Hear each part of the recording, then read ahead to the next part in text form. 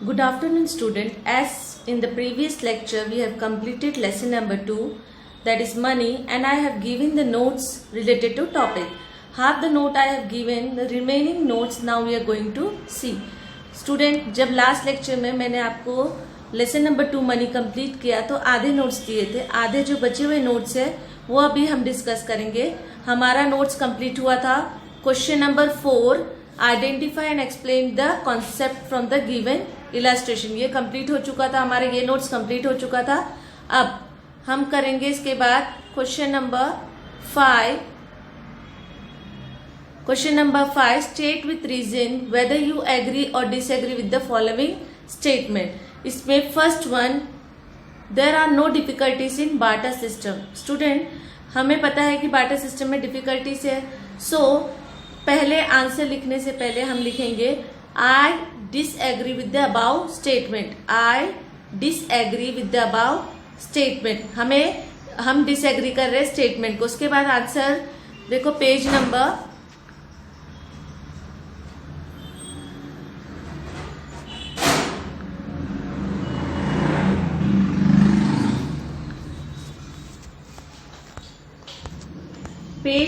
9.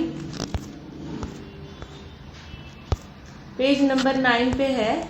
यहाँ पे दिया डिफिकल्टीज ऑफ बार्टर सिस्टम. इसमें से स्टूडेंट हमें कोई भी 3 डिफिकल्टीज लिखना है. जैसे यहाँ पे है problem of double coincidence of want, lack of common measures of value, difficulty in storage of goods. हमें मेंशन करना है I disagree with the above statement as barter system face the problem of double coincidence of want, comma, lack of common measure of value, comma, difficulties in storage of good.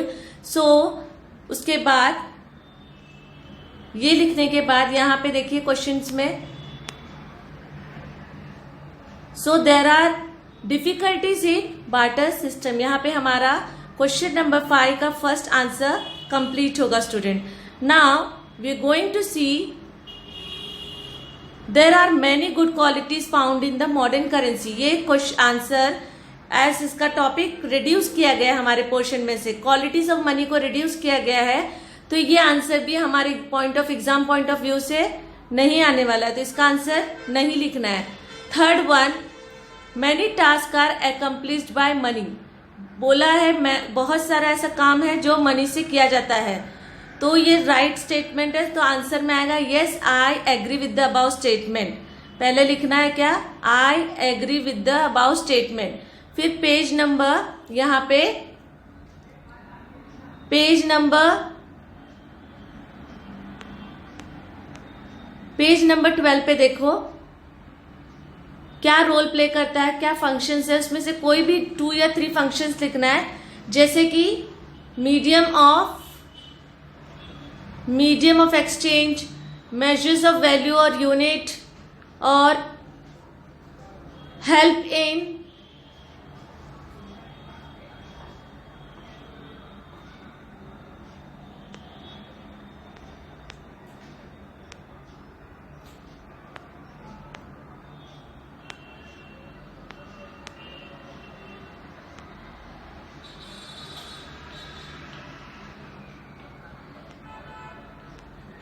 Functions दिया है student. उसमें से हमें लिखना है, जैसे यहाँ पे दिया है medium of exchange.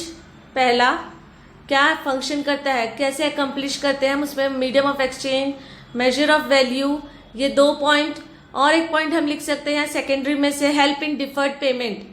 Help in deferred payment, यहाँ पे हेल्प लिखना है, हेल्प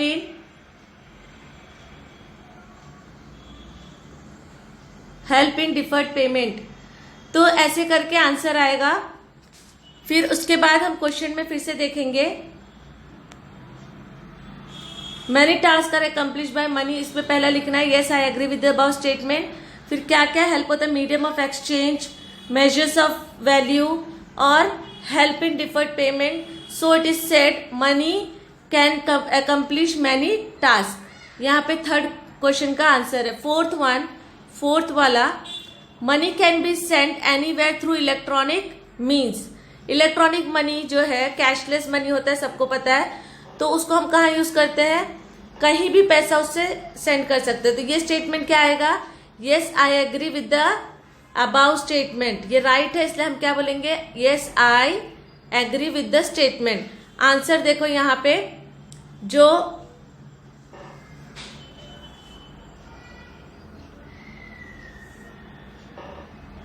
पेज नंबर 11 इलेक्ट्रॉनिक है।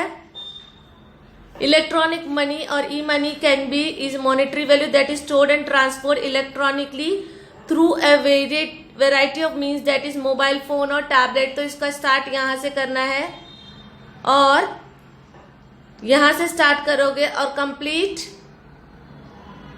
यहां पे करना है, कंप्यूटर एक्सेट्रा। सो यहां तक एक्सेट्रा तक लिखना है। उसके बाद क्वेश्चन में जाना है। क्वेश्चन में देखो, क्वेश्चन में दिया है so it is said that money can be sent anywhere through electronic means. समझ में आया? पहला yes I agree with the statement, फिर वो जो हमने टिक मार्क किया वो लिखना है, फिर यहां पे लिखना है क्वेश्चन में से सो it is said that money can be sent anywhere through electronic means. यहां पे क्वेश्चन नंबर 5 हमारा कंप्लीट हो गया। नाउ क्वेश्चन नंबर 6 देखो student. Question number 6, Ganesh travel to answer the following question on the basis of the following information. हमें एक information दिया है, उसके थ्रू हमें आंसर करना है। यहाँ पे बोला है Ganesh travel to mall by bus. Ganesh mall जा रहा है बस से। He gave the conductor ₹10 coin for the ticket. Conductor को उसने 10 रुपीज का कॉइन दिया है for ticket. He purchase many commodities from the mall. उसने क्या किया, बहुत सारे कमोडिटीज मॉल में से वो किया है। At the billing counter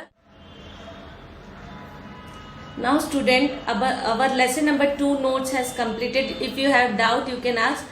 Now we are going to start with lesson number 3 that is partition value. हम अब lesson number 3 से start करेंगे, वो है partition value. partition value मतलब equal part में करना। for example जैसे हमारा पिज्जा होता है उसे equally 6 parts में divide किया जाता है। तो equal कोई भी चीज का equal partition करना is known as partition value. Let us recall, यहाँ पे देखो लेट अस रिकॉल दिया है। Are you familiar with the word average? Average जैसे हमारा एग्जामिनेशन मार्क्स का एवरेज किया जाता है, सब टोटल करने के बाद नंबर ऑफ सब्जेक्ट से डिवाइड करके हमें एवरेज मिलता है। Secondly, can you tell the meaning of individual series, discrete series and continuous series? Individual series मतलब जहाँ पे इंडिविजुअल डेटा होता है, डिस्क्रीट सीरीज जहाँ पे डिफरेंट डेटा दिया जाता है, कंटिन्यूस सीरीज जो कंटिन्यूसली दिया गया है। ये सब हमने अपने 9th स्टैंडर्ड 10th स्टैंडर्ड में स्टडी किया है। एक फास्ट रिकॉल करेंगे फिर हम टॉपिक स्टार्ट करेंगे। देखो यहाँ पे दिया है types of average. Types of average बोला है मतलब टाइप्स ऑफ एवरेज मतलब कि यहाँ पे अलग अलग एवरेज दिया है। जैसे कि यहाँ पे देखो अरिथमेटिक मीन दिया है। अरिथमेटिक मीन्स मतलब जहां पे मीन्स दिए हुए हैं। अरिथमेटिक मीन्स को 3 उसमें डिवाइड किया गया। इंडिविजुअल डेटा, सेकेंडली हमारा इंडिविजुअल डेटा जहां पे इंडिविजुअल स्टडी किया अरिथमेटिक मीन का, वो कैसे मिल रहा है, sigma x upon n. Discrete में दिया है sigma F1 X1 upon N. ये हमने सब 9th और 10th में arithmetic mean, mode, median start किया है। कंटिन्यूस में दिया है देखो डायरेक्ट मेथड। डायरेक्ट मेथड में कैसा है, sigma F1 up into X1 divide by n. ये हमारा अरिथमेटिक मीन है जो रिकॉल कर रहे हैं, जो एक फास्टेस्ट रिकॉल कर रहे हैं हम अपने 9th और 10th में। ये सब हमने 9th और 10th स्टैंडर्ड में किया। मोड का इंडिविजुअल कैसे होगा, आंसर कैसे मिलेगा, यहाँ पे देखिए value repeated maximum number of time. Individual data अगर दिया है उसमें जो मैक्सिमम टाइम नंबर जो रिपीट किया गया होगा वो हमारा मोड होगा। The value which has maximum frequency, जिस क्लास में सबसे ज्यादा हाईएस्ट फ्रीक्वेंसी होगा वो मोड का कंटिन्यूस डेटा का कैसे होगा, lower limit plus frequency of the lower class frequency of the upper class 2 into divide by 2 into F1 minus F0 F2 into highest height. यहाँ पे इसके कंटिन्यूस फॉर्मूला दिए हैं। मीडियन का मतलब होता है मिडिल नंबर मतलब size of n plus number of class plus 1/2। Median का डिस्क्रीट का कैसे दिया है, n प्लस 1/2।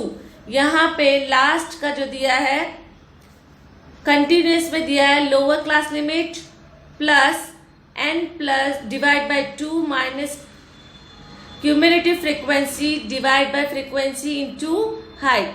ये सब फॉर्मूला से some arithmetic mean, mode, median by individual data, discrete data और कंटिन्यूस डेटा सॉल्व किया है। यहाँ पे हम इंट्रोडक्शन देखेंगे related to the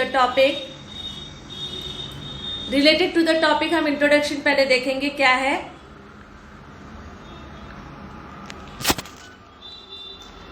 Introduction. The procedure of dividing the data into equal part is called partition. Partitioning किसको बोलते हैं, जब इक्वल डेटा करेंगे हम। उसके बाद यहाँ पे देखिए, value dividing the data into required number of equal part are called partition value. जितना रिक्वायर्ड है उतना उसका वैल्यू करना, हमें पता चलेगा कि कितना हमारा वो क्लास कितना रिक्वायर्ड है, उसे उसी हिसाब से डिवाइड करना। In class 10th, you have already studied about the measure of central tendency, that is average.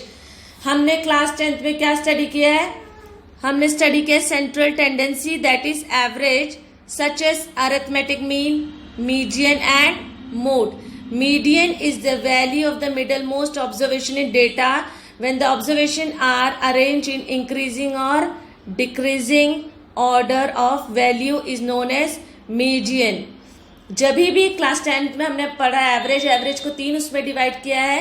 पहला तो अरिथमेटिक मीन, मीडियन और मोड, ये 3 उसमें डिवाइड किया। मीडियन होता है क्या है, मीडियन वैल्यू होता है मिडल मोस्ट, मतलब मिडल वाला ऑब्जर्वेशन को मीडियन बोला जाता है। In the data when the observation are arrange in ascending और डिसेंडिंग, इंक्रीजिंग और decreasing order of value is known as median. Median is a special type of partition value because there are equal number of observation above as well as below it.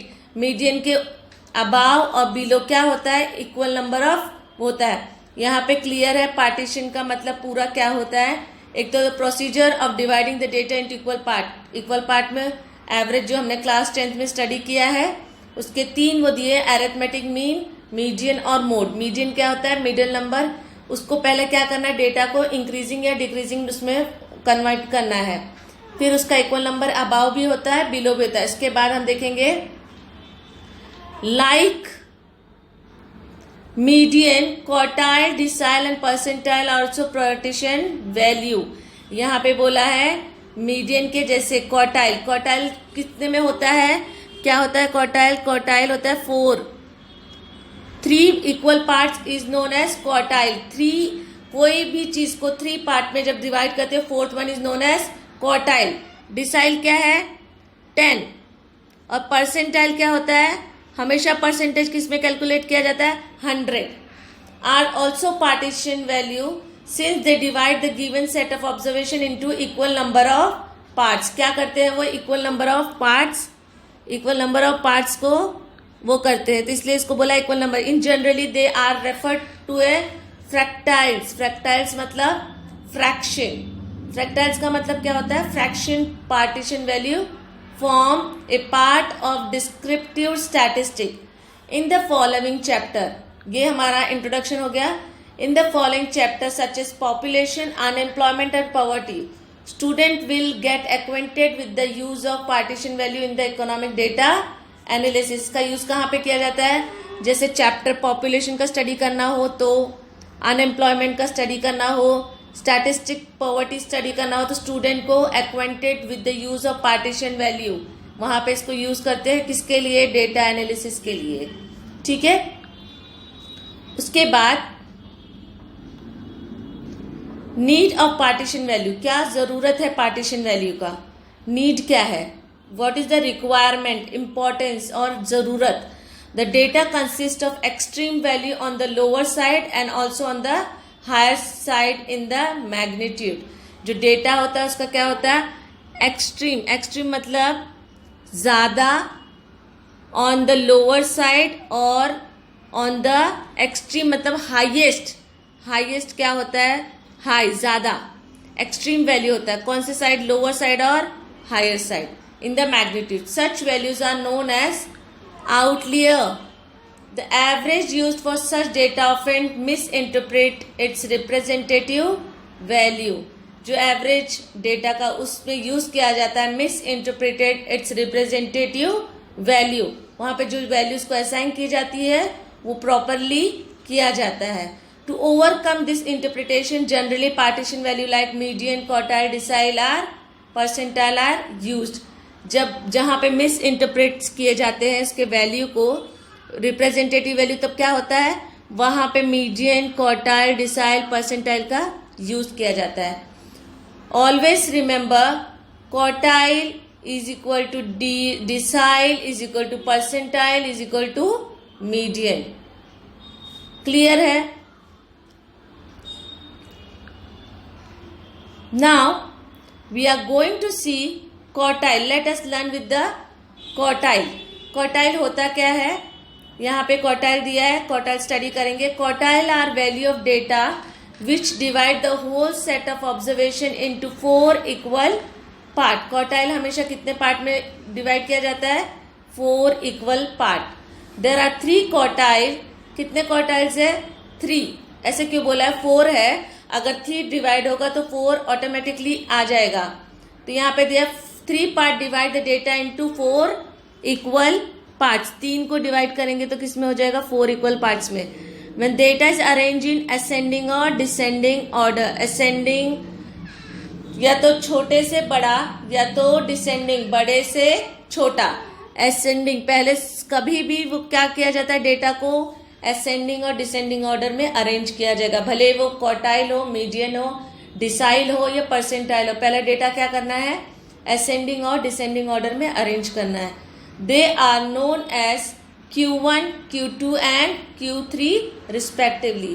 पहले data arrange करना है, फिर उसको 3 उसमें divide करना है, Q1, Q2 और Q3 respectively. Second quartile is nothing but the median. यहाँ पे देखो एक्सप्लेन किया है लाइन पे, it is explain in the following example. यहाँ पे Q1, Q2 एंड Q3, तो ये यहाँ पे क्या आ रहा है? Q4, ये क्वार्टाइल हो जा रहा है। जो ये Q2 है ये क्या है हमारा? Nothing as median. क्यों इसको मीडियन बोला है?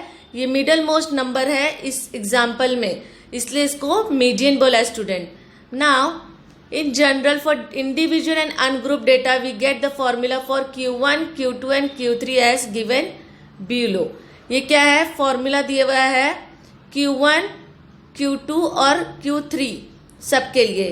तो in general individual ungroup data का we get the formula for Q1, Q2, Q3 are given below. कैसे मिलेगा Q1?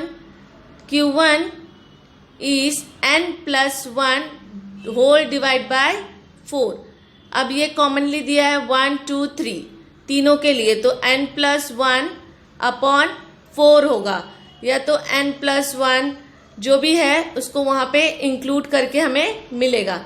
Second one for group data, continuous data है, तो वहां पे कैसे आएगा?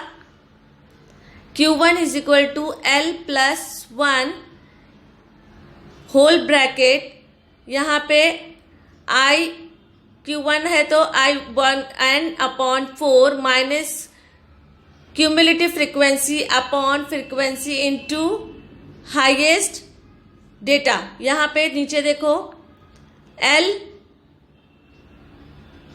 L denotes for lower limit of quartile class, lower limit of quartile class, F frequency of quartile class, CF cumulative frequency of the class preceding the quartile class, N total frequency, H upper limit and lower limit। वहां पे हमें एक value मिलेगा, कैसे? Upper limit और lower limit को वो करने के बाद। क्लियर है? Now we have completed our introduction we have seen a fast recall of our 9th and 10th knowledge. हमने अपने 9th और 10th का जो knowledge है उसका fast recall देखा है, introduction देखा है, न्यू पार्टीशन वैल्यू देखा है, और उसके बाद हमने क्या नीड है इसका पार्टीशन वैल्यू का, उसके बाद क्वार्टाइल स्टार्ट किया, क्वार्टाइल का एग्जाम्पल और फॉर्मूला देखा है.